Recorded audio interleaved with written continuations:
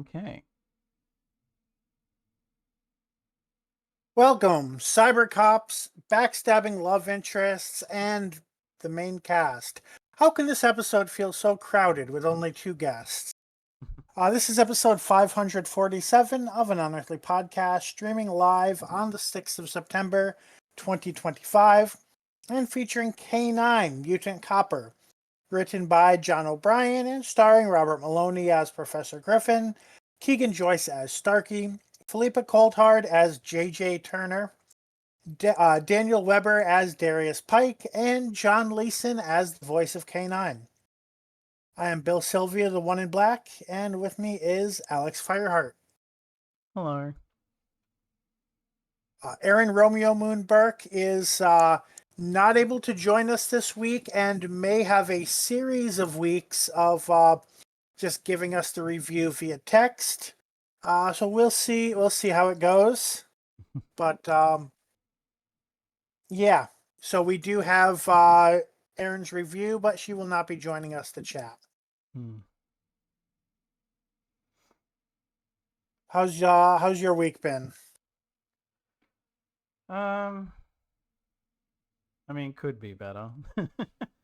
I mean, most of my spare time lately has just been either watching wrestling or just distracting myself with whatever the hell on YouTube. And let's just say I am very much hoping that when the full autism diagnosis thing is over and done with, that they'll be like, yep, you qualify for some sort of financial aid, so I can potentially, depending on what it's like, either A, quit my job, so, and not that I would just be on whatever I'd be getting, because that probably wouldn't help a shit ton anyway, even though it'd probably be more than I'm getting right now. Especially since they did, I don't know if it was only for specific age brackets, but I do know they've upped the limit on what you can make before they start taking stuff out of those kinds of benefits. Okay. But I don't know if that was purely for seniors or if that's for every, if that includes either disability stuff and etc., which I feel is whatever kind of aid you would get for being autistic would probably fall under, as far as I'm aware. See, some countries are upping the aid. Meanwhile, I live in a country where they're trying to restrict COVID and flu vaccines only to people above a certain age. Because fuck society, I guess. Yeah.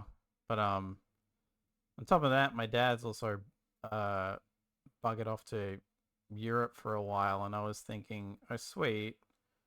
So that means I'll have, if it works out the way it usually does, I'll most likely have the house to myself because my mum will just go elsewhere for a bit. Nope. Not only am I having to deal with some relatives that annoy the fuck out of me as is, I'm having to deal with even more people. And it's Jesus Christ, I was hoping that I would get a mental health break, but apparently not. So work's annoying, and now this is more annoying. So it's great. I'm in hell. But yeah,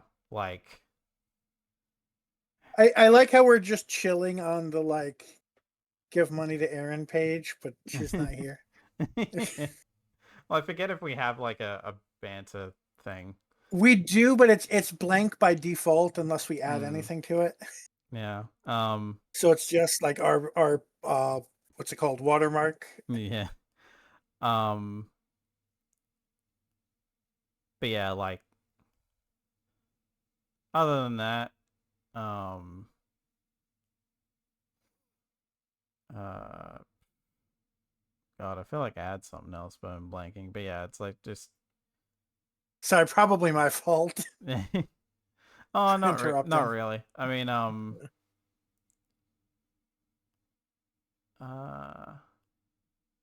of course, as well, while my dad's away, because my mom doesn't really drive anymore, I had them uh change my shifts start and finish times around to better accommodate the fact that I would have to get the bus. And good lord, it Hmm. turns out that working a job where I'm on my feet for the better part of, I guess yesterday it was 5 hours. Um, when the nearest bus stop is like a kilometer away, and then the walk back is like a bit extra.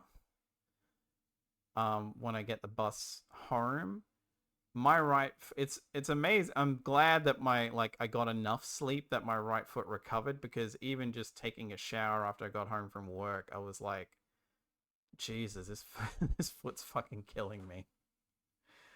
So I'm I almost I like, could see uh-oh. that when I worked in fast food, like it was I worked about a mile from where I lived. Mm, Technically less, but unless I was going to cut through the cemetery at night, which mm, could be a liability. yeah. Yeah, didn't. So I went to places that were open, which is the Mm, streets. Uh, Walking the mile there had much more energy, was much faster than walking the mile back home. mm, Also, I mean, I guess the fact that I lived on top of a hill didn't help that, yeah. but still. Yeah. And especially just like you have more energy in the morning. Although the problem that I ran into is forgetting that, oh, on Saturdays, in my hometown, I guess just due to the population being so much lower than like capital cities and that, uh, on Saturdays the buses run every 2 hours. So I had to get a a bus that arrived around 8:30 ish for a start time that was 2 hours after that. Oh, I've been there. I've been And there. it's only like a Uh, 20-minute to a half hour bus ride depending on traffic and how many stops they actually have to mhm. make. Um so it was just like I might as well be starting at 9:30 at that rate. Right, right. Uh, but like I That's it's not the same thing, but like the second position I have now, there's Sunday shifts, and I was like, please don't put me working past 4 p.m. on Sunday shifts, because once in a while is fine, but mm, the bus stops going past my apartment at 5 p.m.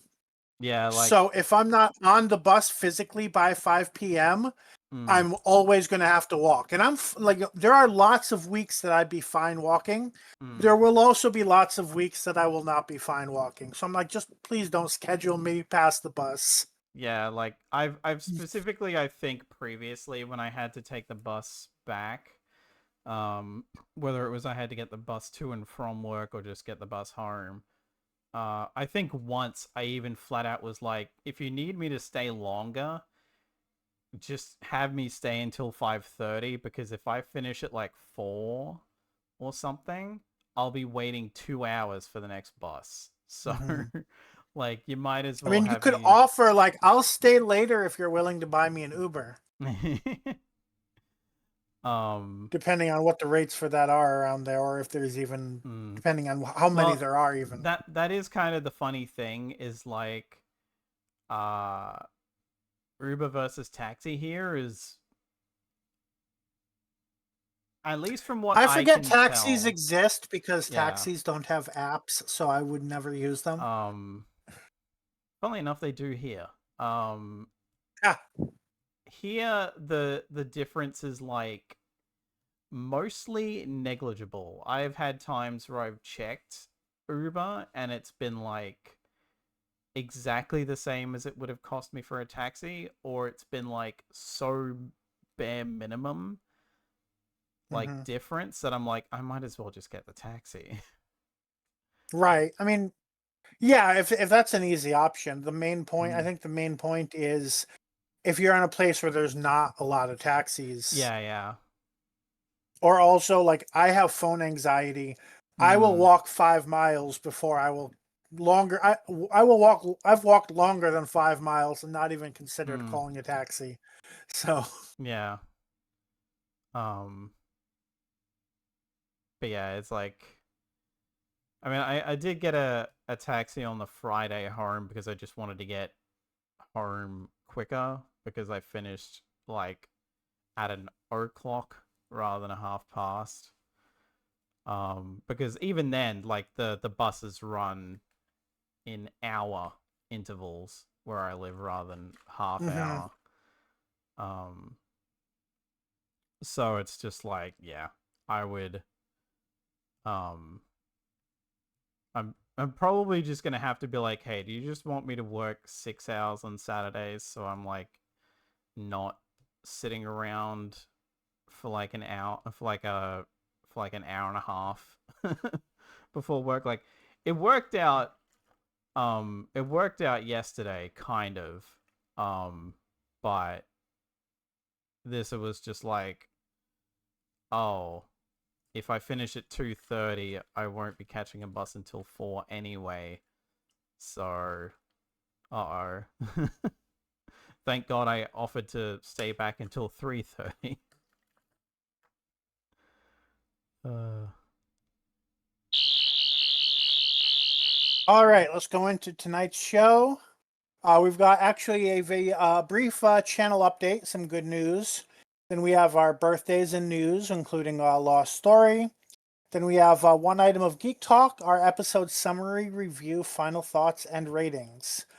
So for our channel update, we actually just crossed over 100 subscribers on YouTube, hey. uh, which is great. It's also been a long time coming. So, if you're Hmm. listening, maybe, share with somebody. Um, Hopefully, we're getting a little better about being consistent with things. Hmm. But of course, I always have the spike of extra work that I do when school's not in session, and then Yeah. drop down to the bare minimum when school is in session. Hmm. But that's it for the channel update, though. Thought it was worth mentioning. Mm-hmm. Um, on to birthdays. Okay. So, just bring the other thingy up. So first up on the 25th of August, we have, fittingly enough, Keegan Joyce, who played Starkey in K-9, turned 36. I keep forgetting that those actors were like around my age. Well, two of them. Anyway, one of them was actually legit a teenager at the time they made this. Um, on the 26th of August, we have two names. First up, we have Phil Collinson, who was the producer of Doctor Who for series 1 to 4 of New Who, and an executive producer for various episodes in 2007 2008, and for all episodes from 2023 onwards, turned 55. And also on the 26th, we have Annette W.E. Badland, who played Blonde Felfoch Fasimir Deis Levine in Series 1, plus work for Big Finish, turned 75. On the 30th of August, we have our very own Bill Sylvia, aka the One in Black, the founder of the Hello. podcast, turned 37. And I forget that we're actually fairly close in age. Yeah, Like, I'm used to being like, I forget if I was the youngest or just one of. Like, it was, but I think it was between either I me and don't Tim. remember. I don't know if I ever had Flynn's age. But if we exclude, oh wait, and yeah, oh yeah, you were never here at the same time as Eli. Eli may be younger, Yeah. but Uh, the whole time that you were a regular, you were the youngest. The whole time that you were not a regular, most of that time I was the youngest. Also on the 30th, we have Ellis George, who played Courtney Woods in Series 8, turned 27. On the 31st of August, we have Roy Castle, who played Ian in Doctor Who and the Daleks.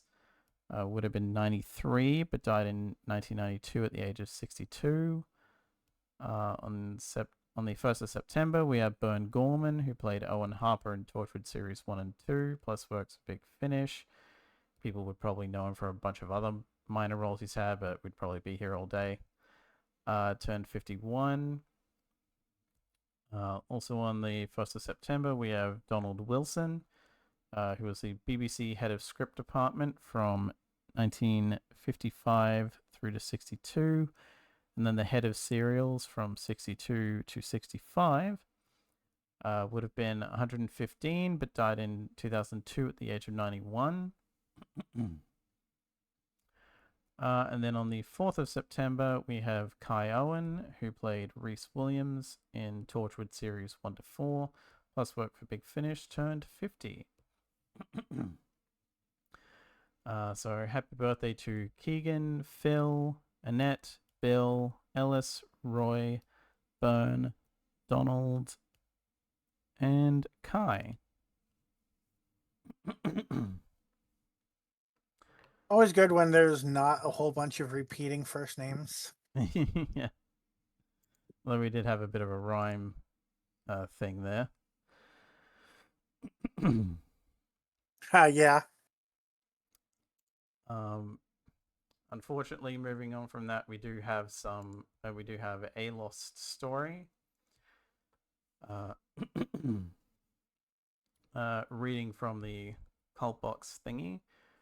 Christopher H. Bidmead, who wrote 3 Doctor Who TV serials and the novelizations, has died on the 6th of August this year. Bidmead was also script editor for Doctor Who Season 18. Christopher Hamilton Bidmead was born on the 18th of January 1941 in Bolton, Lancashire, England. Raised in Chiswick, London. He developed twin passions for acting and science during his school days. After graduating, he briefly worked for a technology company before winning a scholarship to the Royal Academy of Dramatic Arts in 1960. He played several roles on stage, television, and radio, with a prominent role in Emergency Ward 10. By the early 70s, Bidmead was script writing for Thames Television. He was also a journalist and contributed some articles to New Scientist until 1979. In 79, Robert Banks Stewart recommended Bidmead for the post of script editor on Doctor Who, a role he took for 1 season. Bidmead wrote the screenplays and novelizations for the ambitious and brilliant stories Legopolis, Castrovalva, and Frontios. In 87, Bidmead married Rosalind Earle, with whom he has 2 daughters. Bidmead developed a 5th Doctor audio adventure titled Renaissance of the Daleks for Big Finish Productions, but asked not to be credited for the story. That's only to be credited for the story. Only for the story, but not the script. Yeah. We're credited for the story, not the script, due to extensive changes. An adaptation of Bidmead's In the Hollows of Time was released as part of Big Finish's Lost Stories range as The Hollows of Time in 2010. He also contributed to the charity reference book Behind the Sofa, Celebrity Memories of Doctor Who. Christopher H. Bidmead's legacy as a visionary scriptwriter and editor of Doctor Who will continue to inspire fans and creators alike, leaving an indelible mark on the universe he helped shape. So rest in peace, Christopher, and our thoughts go to his surviving friends and family. Yes, yeah. That, I was saying in our group chat, it was kind of funny. I was updating our database because I'm moving it from my computer to GitHub so that I can hopefully put together that birthday app that I've been working on. And I just happened to type into Chat GPT, like, can you remind me of all the Doctor Who deaths in the past 6 months, so I could go on to our normal sources and confirm the information, make sure it was correct, and use that to update more quickly. And it said Christopher Bidmead, and I was like, Christopher Bidmead's alive. Like, we have never covered a Christopher Bidmead death. I would have remembered. And then I checked, and ChatGPT was correct. And then I did the news today, and I saw Christopher Bidmead. I was like, oh, that's where they got that information.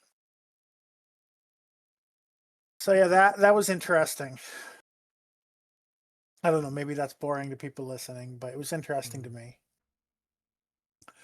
Moving on to our episode news, and this is only vaguely news in the sense that it's kind of just Bad Wolf saying something that they've known the whole time, but they're pretty much saying stop making up rumors because this is the case, and hear it from the actual people's mouth.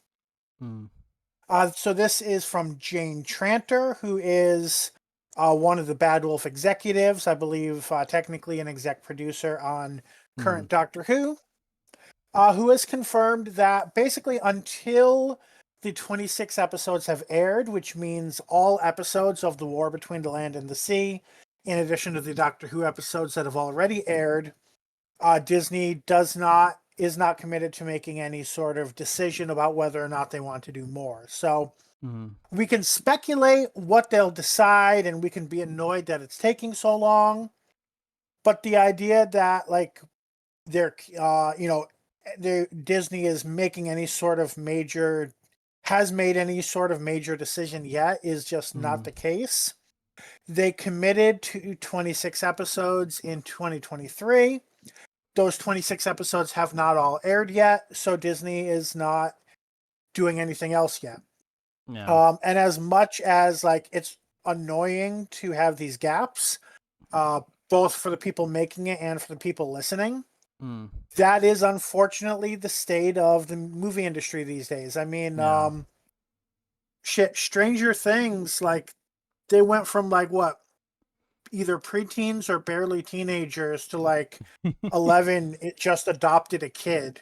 Yeah. That's how long it takes to make 5 seasons in nowadays. Yeah. I mean, to a degree, they also ran into the hiccup of COVID happening, and that's stalling things. But even then, it's like they weren't just doing one a year constantly. I don't think. But even then, I think the ripple effects from COVID are still hitting the industry.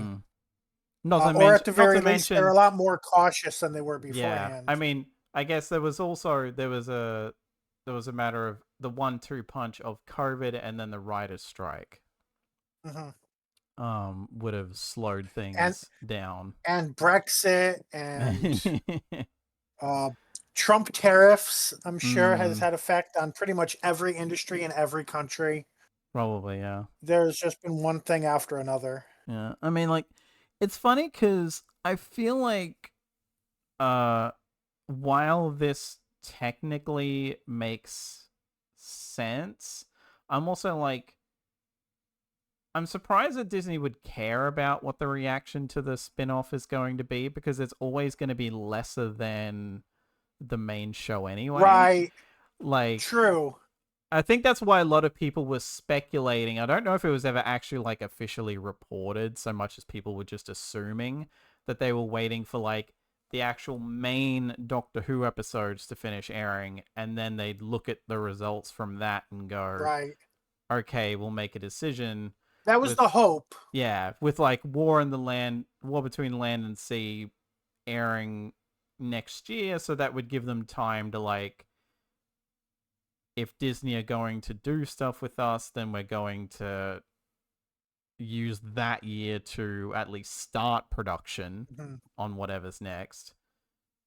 And then, like, honest to God, whatever they do, I feel like rather than going directly into a series or season or whatever the hell they're going to go with naming wise moving forward, I would just do a year of specials. For whatever's next, that's the quickest turnaround they can do. Years. Yeah. Yep. That's the quickest turnaround they can do is just a year of specials. And I can say, like, as an international fan, the way this affects me is basically who's going to be distributing Doctor Who. So, like, that's kind of a major thing that affects us in a major way. I can see how if you live in the UK, it's kind of annoying because the only, like, they've pretty much confirmed the only decision that's affecting the UK is more or less, are we shooting this in 8K with a Disney, with a few extra Disney dollars, or are we shooting it in 720p with BBC money only? Yeah. That's really the only reason that it's causing this big delay on the UK side. Yeah. Whereas, we, constantly hopping providers it kind of causes problems for the international audience. So yeah, because like, I mean, Australia it would be easy enough because they'd probably just go back to it airing on the ABC here and like ABC iView getting the episodes in a streaming sense. Short of them being like, nah, screw that, we're gonna go to a like specific streaming service in Australia or something like that. But yeah.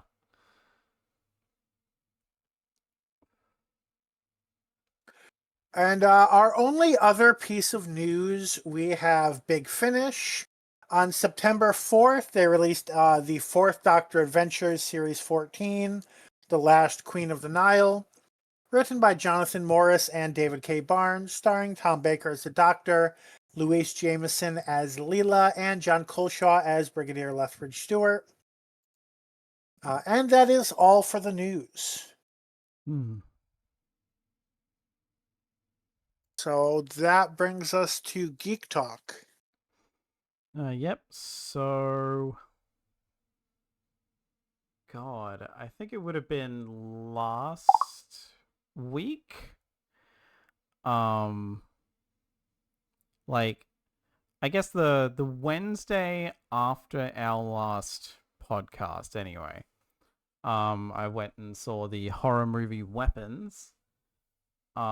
Mainly just because like I'd heard mostly good, well, I think only good things, even if they weren't like, oh my god, best movie ever kind of praise, at least predominantly positive things to say about it. And it's kind of interesting. I feel like this is a movie I might have to see more than once to like this feels like a movie that would improve in my mind upon repeat viewing. But coming out of it the first time, I didn't hate it by any stretch.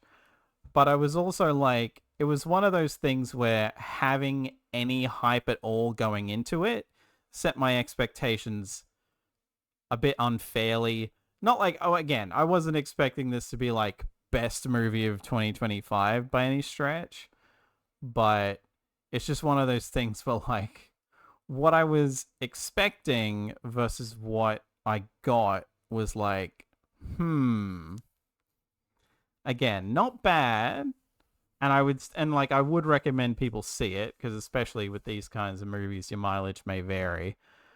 And I think it's like going back into it knowing what I'm getting, because I went in blind. I did not watch any trailers. I hadn't seen anyone spoil any specific elements of it. So I was just going in with absolutely no knowledge of what to expect. And sometimes that can work out in a movie's favor, like when I saw Hereditary. In this case, it was more like, is this a horror movie? movie? Because like there hasn't been like, at least at first, and then the horror stuff starts happening. I'm like, oh, okay, there we go. There it is. Mm. Um, but yeah, like there's like solid performances all around by the cast as well, which I think is what stops it from having veered into potentially me being negative on it. And again, I think it is just a matter of like my expectations were set at a certain point because I had seen no negative responses to this movie at all. And even with even trying to temper those, it's still like, well, I've only seen positive things. Let's give it a shot. But yeah, definitely an interesting movie. Like, effectively, the idea is like at, I think it's like 2:27 a.m. randomly, every child in a specific third grade class, I think it was, leaves the house and just disappears. And no one, like, they run out the front door and they all run down the street to wherever. They just kind of all disappear all at once. And except like this one kid. And it's like the movie is kind of the town, how the town deals with it, and also what happened to the kids and like what's actually going on. And all that. So it's definitely a very interesting premise. And all that. But yeah. It's definitely a movie where, as I said, I feel like I'll probably enjoy it more in a second viewing now that I know what I'm getting, as opposed to the initial one. Also, it's a movie that's kind of like told out of sequence. Think like I guess to a point. The closest I can think of, even though it's not like I don't mean like an exact 1-to-1 in execution, is like a kind of horror equivalent of like Pulp Fiction, and that sometimes you'll like come backwards and then see, well, here's this from this perspective and blah. Okay. But yeah, either way, I definitely recommend people check it out. Is definitely, even though I wasn't like massively like singing its praises, it's still definitely worth a watch.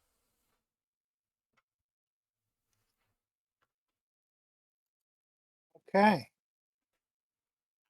And now we're actually back to you because you're Mm-hmm. on hook for summary this week. Yep. Uh, let me know when you're ready.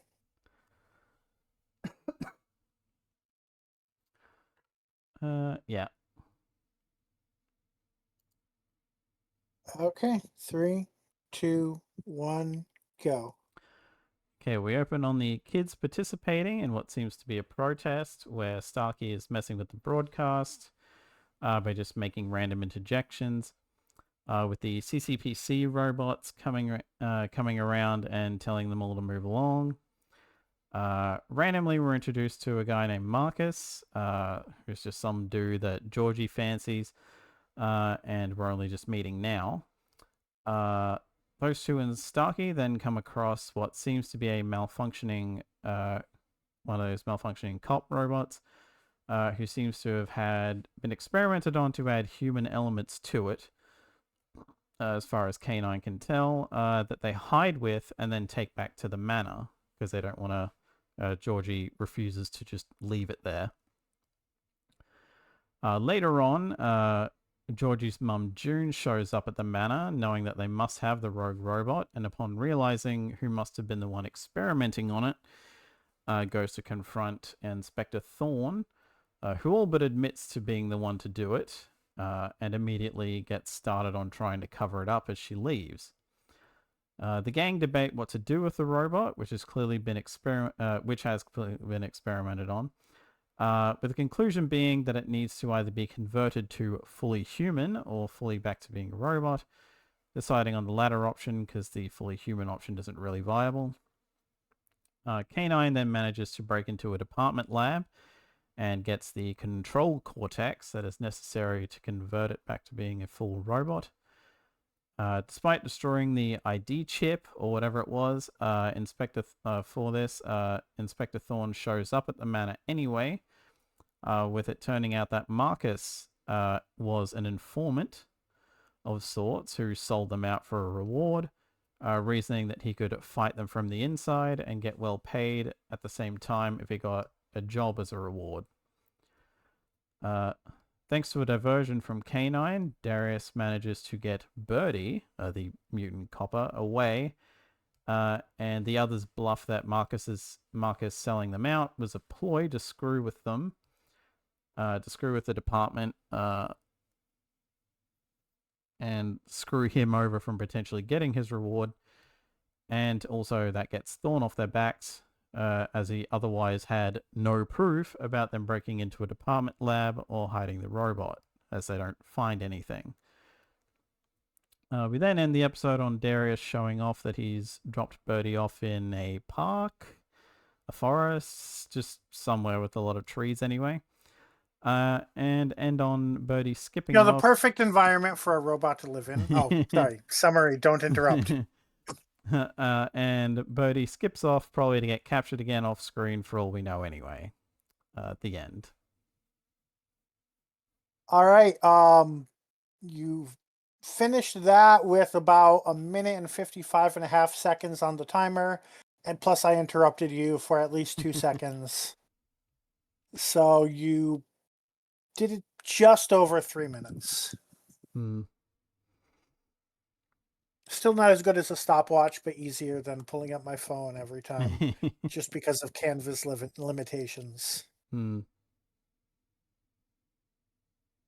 All right, and well, I guess there's no point flipping a coin because Aaron is probably always going to go first. All right, so what Aaron liked about this story, learning that at least one of the CCPC cyborgs has mutant human DNA in it, leading to some interesting but unfulfilled ideas about the CCPC cyborgs a la Chappie. He also says the show does a good job at teaching kids how to handle spies and subversives, feed them wrong information so that they look unreliable to whoever they report to.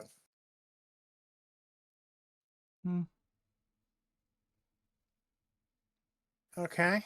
In response to those, I don't know if that really gives like ideas about the police bots in general, because they made it clear that was like a one-off experiment. Yeah. Well, although, yeah, there's on like the 3 or 4 like that they find that's like, oh, these are failed experiments or something. Right, but weren't they like decommissioned or something? Seemingly. But yeah, like it wouldn't. The average ones don't have these biological components. Yeah. Which, by the way, this happened.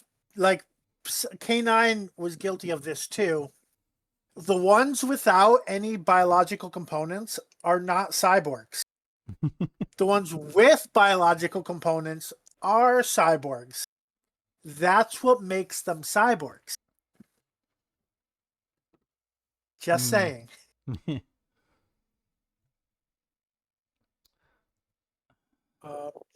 Okay, what did you like about this episode?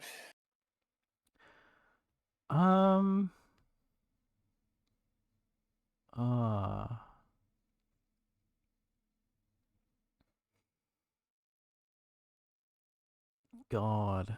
I don't think they were in this. Let's see.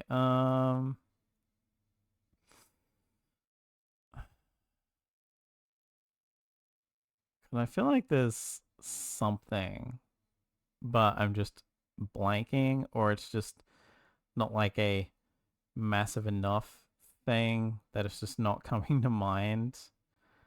God, there's gotta be something. Jesus.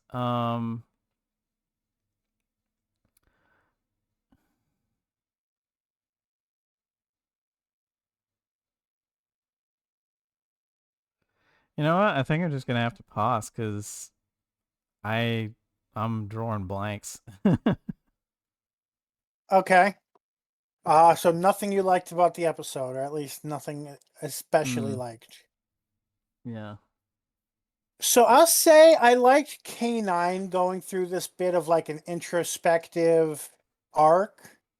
Of course, K-9 is like throughout the series known for not being especially emotional, or at least claiming not to be.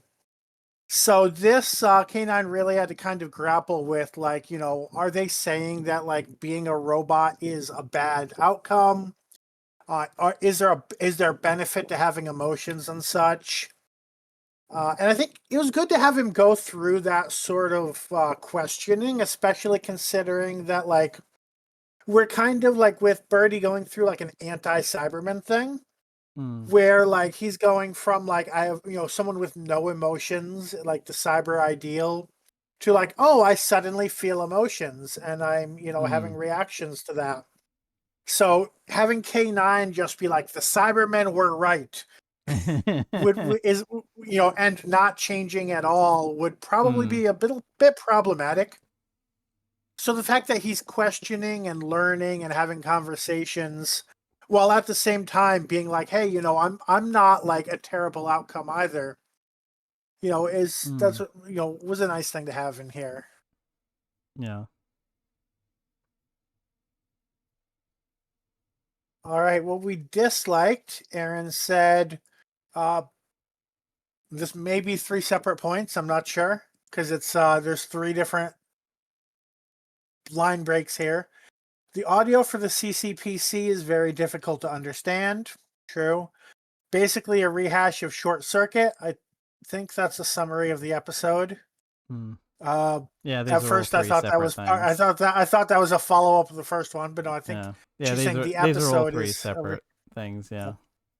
and then Marcus is a turncoat, which is cliche for stories about rebellion, where the mysterious new rebel is Mm. actually a spy for the government. It looks like she typed it in a hurry too, which makes sense because we turned around like 5-6 hours ago. Like, actually, you watched the wrong episode.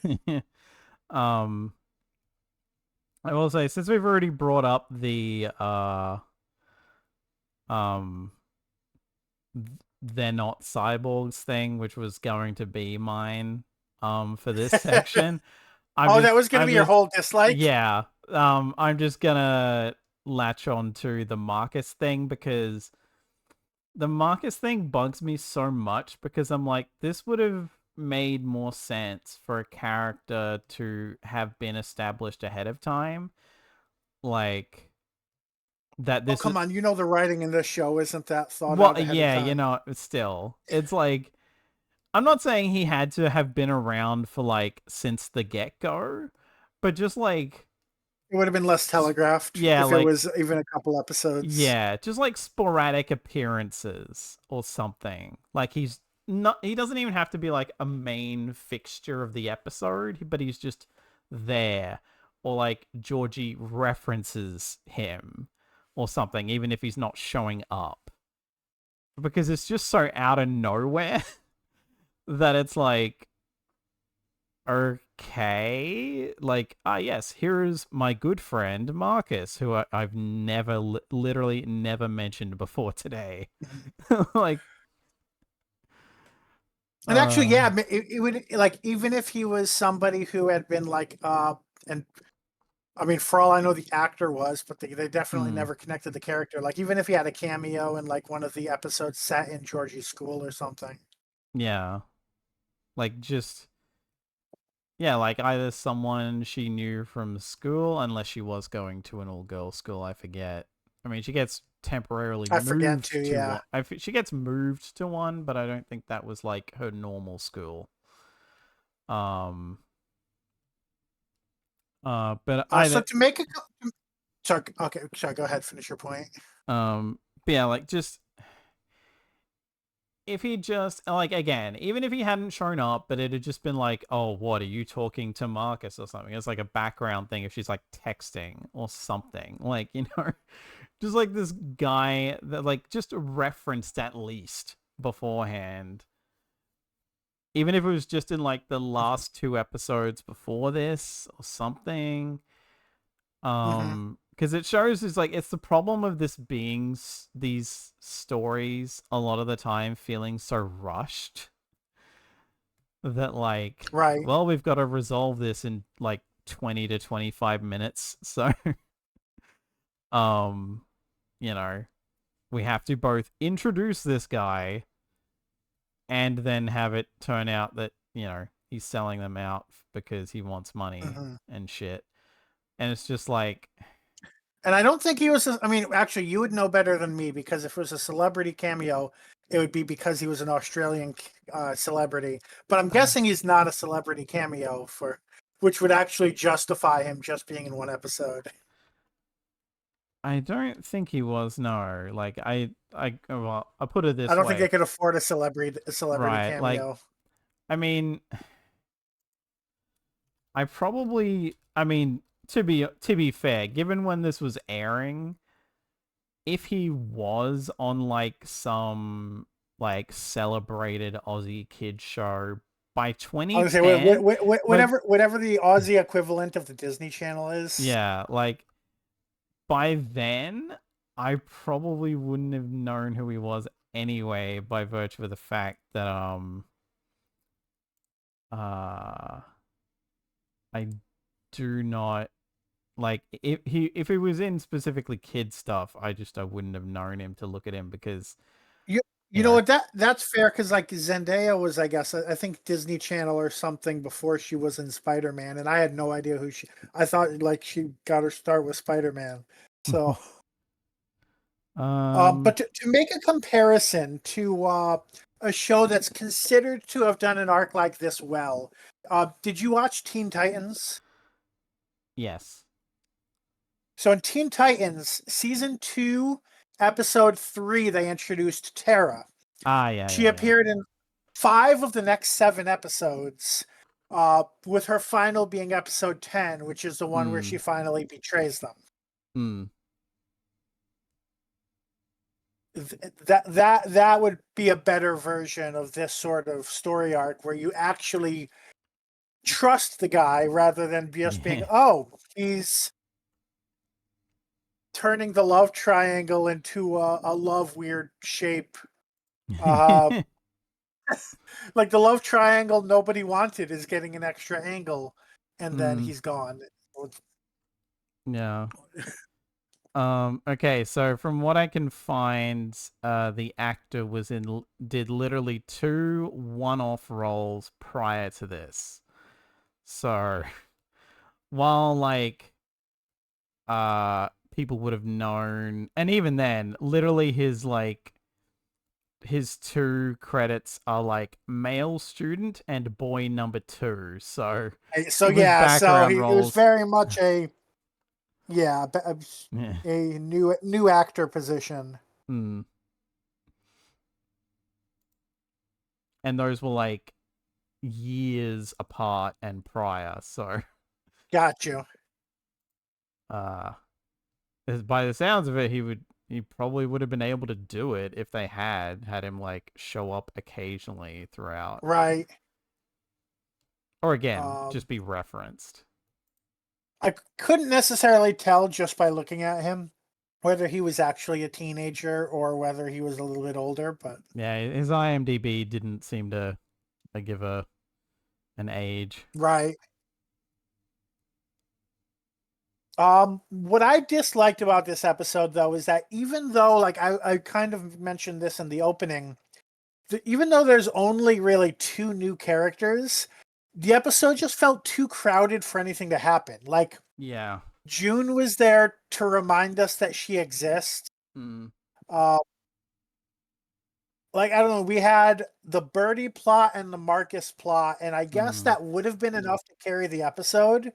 But we've also got like June. I mean, honestly, with Marcus, with them being like, oh, like you know, acting like he and Georgie, like Georgie might have a crush on him. She's like touching him in this Yeah.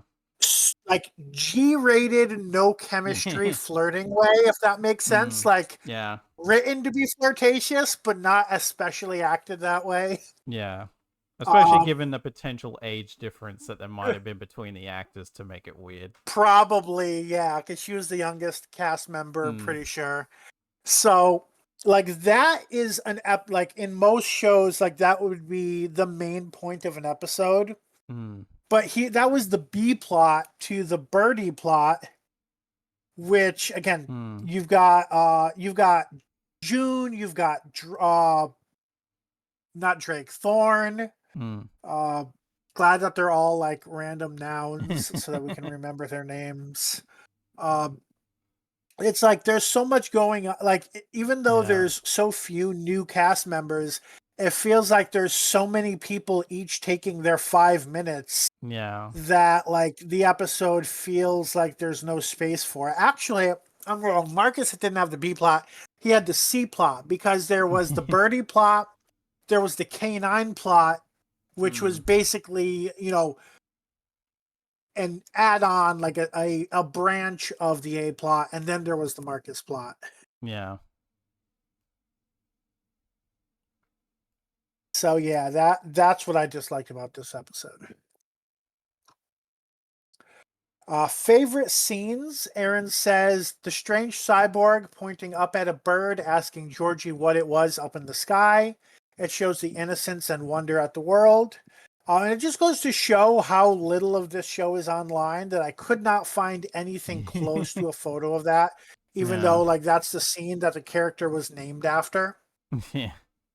Like I would have had to watch the episode again and taken a screenshot to have any access Mm. to it, assuming that Tubi can't afford the sort of anti-screenshot tech that Disney Plus has. I don't think it does. Uh, Um. and this being Aaron, there's actually 3 scenes here. Request permission to borrow teeth when Birdie encounters Darius brushing his teeth before bed. And then the team actually succeeds in discrediting Marcus by hiding Birdie. I Yeah, guess. I would agree those are all pretty good scenes. Yeah. Like.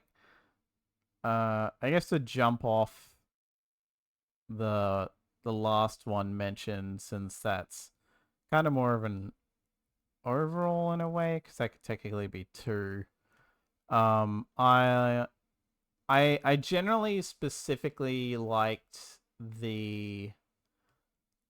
uh the scene where they discredit Marcus, because it's a Georgie idea. Mm-hmm. Like in the moment she has that realization of, oh, I can flip this against him to fuck him over. Rather than it being like Starkey having the idea. Yeah. Like I like that it's like, rather than like her being like, oh no, this guy I've had a crush on turned out to be a dickhead, and then just kind of being mopey or something, she gets to have that moment of like, oh, I can flip this on.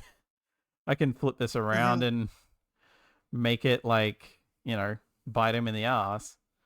And Was a it nice didn't touch. have to be like the spiteful rival for her affection shows him up or Yeah. anything. Yeah. It's like she's the one with the agency there, which makes Mm. sense. Yeah. And on that note, I think my scene, like I said, it was always the love triangle nobody wanted. So like the fact that we didn't get a huge focus on that is honestly a Mm. good thing, even though like that's what the Marcus character kind of called for. Yeah.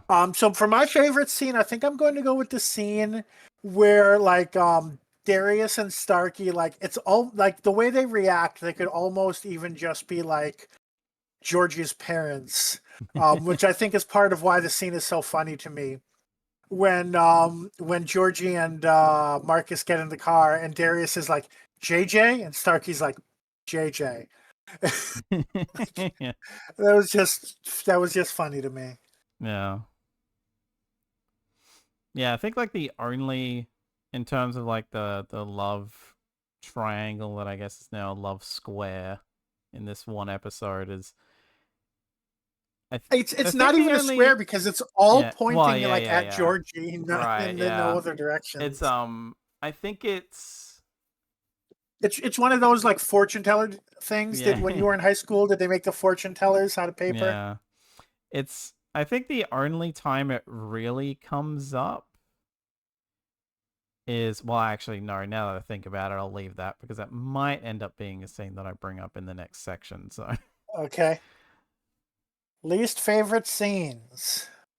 So Aaron wrote. So Aaron had a specific pet peeve that was probably not very big to the story, but it leaves space for the rest of us.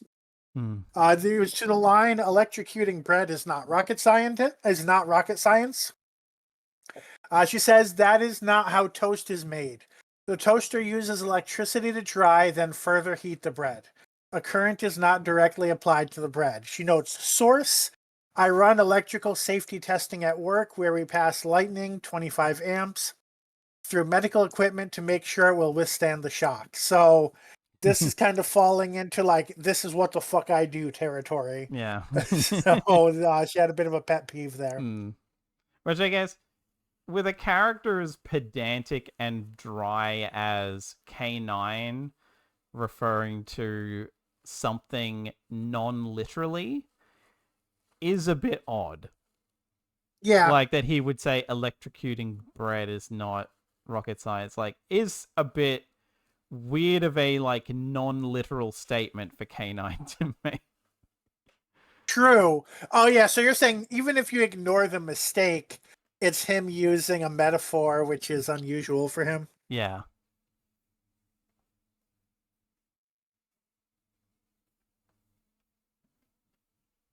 Especially because it's like, there's the thing near the start and the whole like, uh, oh, it's, Georgie being like, oh, he's like a lost puppy and then having to immediately correct herself because she knows that K-9 will Yeah, harp on that, like, no, he is not. right, right. Um, And yeah, that's true. Like if Starkey had made that comment, K9 would have been like, "Of course not. Rocket science is a different field from, yeah, from electricity or something, yeah. Um, electrical engineering, whatever." yeah. Yeah. Um, All right. What's your least favorite scene? I guess because it is the only scene that like kind of directly um references it, references the whole love triangle thing going on. Even if it's only brief, thank God. Is the bit where Darius like and there's like a few options I could go for, but in terms of other things to bring up, but it did come to mind, so I guess I'll bring it up here, is the scene where Darius is like, well, I'm a protester too. And Georgie having Ah, to be like, no, you're forgot about not. that one. And Georgie being like, no, you're not. Or like, protesting the professor's cooking or something is not protesting or something like that. Or like objecting to Yeah, his yeah. cooking is not protesting. I mean, like, the first time through watching it, I was like, I mean, technically it is, just not the kind of activism protesting you're talking about. um but yeah, that was like the one scene where it like they directly kind of play into Darius being jealous of Marcus effectively. And it's like could have done without that. We probably could have just not because like even the thing you mentioned as a favorite scene of like them having like Darius and Starkey having that moment before getting in the car is less like them being jealous and more them just being like, yeah, that's a thing now apparently. Right.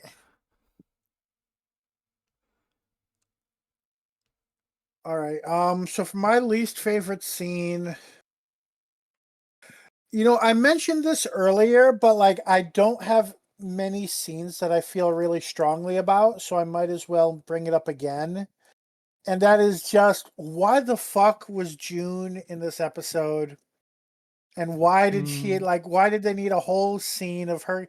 Like, she comes to the mansion and she's like, oh, that's a Yeah. cop. You shouldn't have it. And they're like, well, we're not the ones who made it a cyborg. And she's like, well, who made it a cyborg? And she's like, well, figure it out yourself. Oh, well, I'm going to go tell Thorne he shouldn't make cyborgs. And then Thorne figures out himself to come to the mansion. So I'm like, there's no need for June to be in this episode. It's just like, I get that, like, I don't think she's credited as main cast in the credits. I could be wrong. Yeah. Like, she just wastes time that could have been used on making the Marcus plot more interesting. And again, I don't like the love triangle, so I don't want to imply that I wish we had more of it. But if we have to have the Marcus character, do something with him. Yeah, like, it feels like if this was either, well, I don't feel like this story necessarily would have, well, actually, the story probably would have been better as two parts. But this feels like maybe they, like, I don't know, maybe she's going to be more relevant in the next one, because I forget if she was in the previous. So maybe the idea was like remind you that she exists. I don't know. I feel like she's in most episodes though. But yeah, like and I guess that's a funny thing is like they literally could have, instead of even having a scene where she straight up comes to where they are, she could have literally just like been on a screen like where she is but not at the front door, and just being like, hey, I know you have this, like, what the fuck, what's going on? Like, I'm going to come over there, and then being like, hey, we didn't experiment on it, it's just fucked as is, figure it out for yourself, who the hell could have done that? And then her confronting Thorne. Like, yeah, it feels like if we don't have the Marcus character, this would make more sense. Otherwise, it just feels like we're cramming way too much into this episode.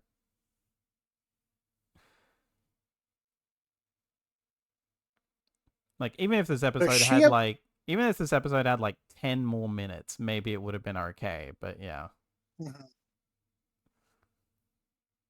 So she appeared in 24 out of 26 episodes.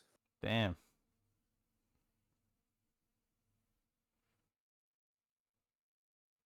All right, final thoughts. Aaron says, this is a fairly simple story that I feel doesn't really let us spend a ton of time with Birdie or Marcus. Marcus comes off as a one-dimensional character who I felt suspicious of most of the time. The love quadrangle between Georgie, Starkey, Darius, and Marcus could have been fun, but only featured a couple of scenes with each character and Marcus, thus not enough story to lead to any advancement in characters or relationships. More interactions between K-9 and Birdie, where both characters change and grow, would have been nice to see.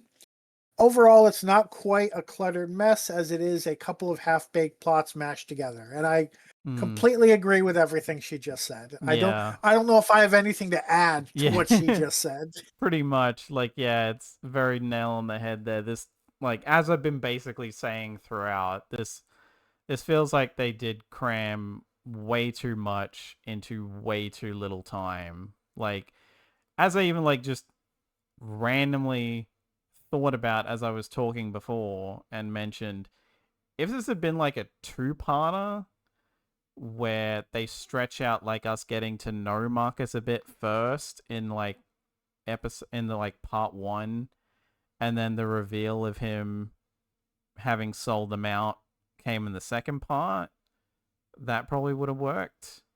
And I'd argue this show probably should have had a lot more two-parters.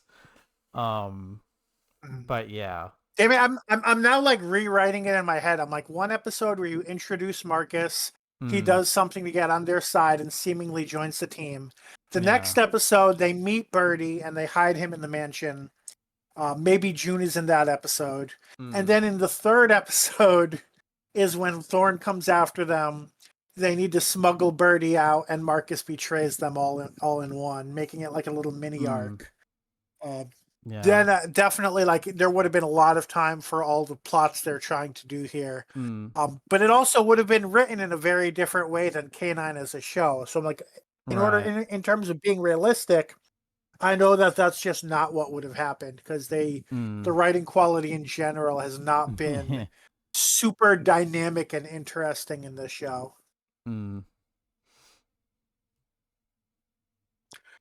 Any final thoughts then, other than that haven't been said?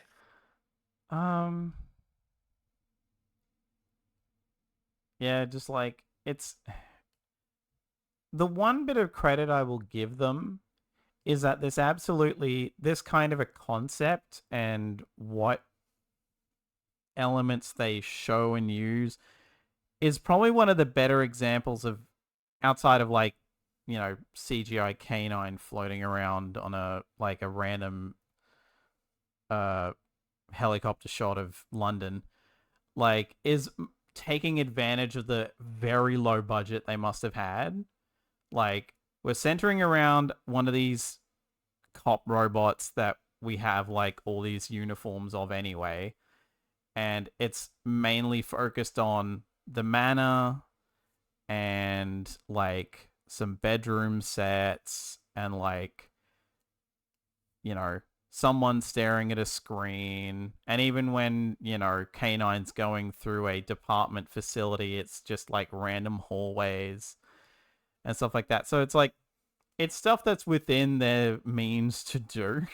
And it's also why this being like a two-parter with like Marcus having been introduced ahead of time would have worked, because there's so little special effects that they have to do. Like, K-9 doesn't even like zap anyone.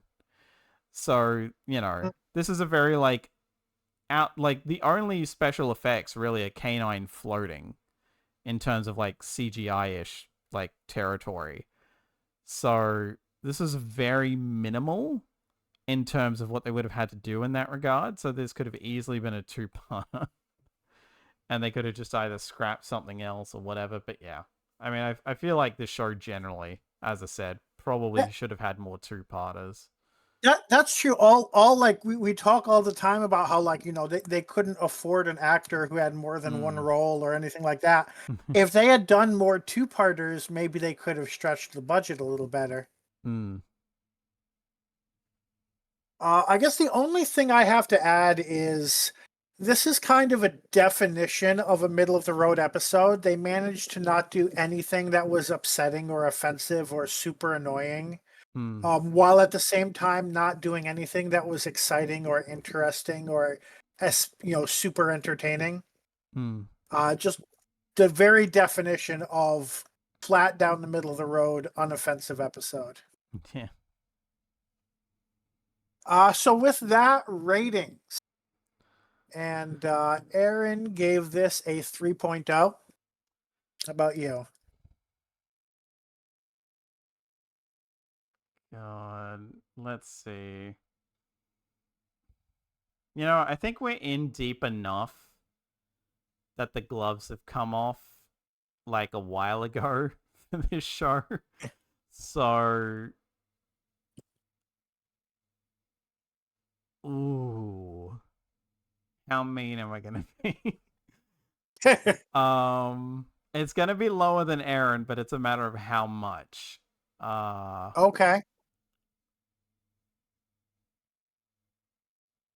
Because this has like, when I struggle to think of things that are positive, but I could go on all day about the things you could have tweaked or this, that, the other. Could have tweaked is not necessarily the same as Or at least including that, being like, bad. yeah, like the stuff that's either bad or like the way they did it was bad, and the fact that it just feels so rushed and all that.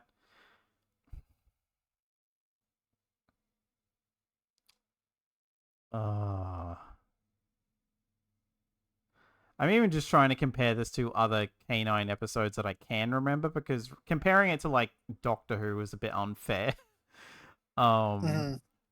So like just comparing it to this itself, or like I even Sarah Jane comparison is unfair, because again they're working on a very specific, like a lower budget than that had, clearly. Um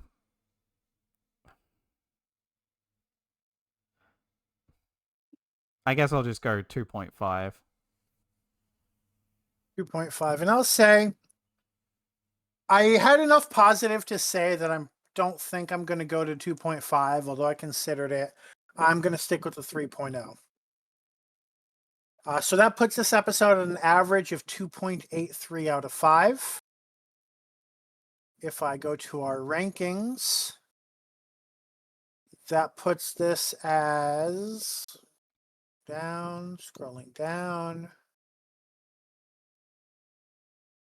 It is in the range of number 739 to 742 out of 791 things reviewed. It is on par with no episodes of spin-offs. It is on par with Doctor Who: The Crimson Horror, Big Finish, Destiny of the Doctor, Enemy Aliens, and Doctor Death Comes to Time. That actually was the one-off or the animated spin-off thing. Yeah. It is not as good as K-9 Curse of Anubis, Torchwood Combat, Torchwood Something Borrowed, Torchwood Dead of Night, Sarah Jane's Secret of the Stars. And it was better than Torchwood Greeks Bearing Gifts, the TV movie, if you want to count that in spin-offs, I don't know.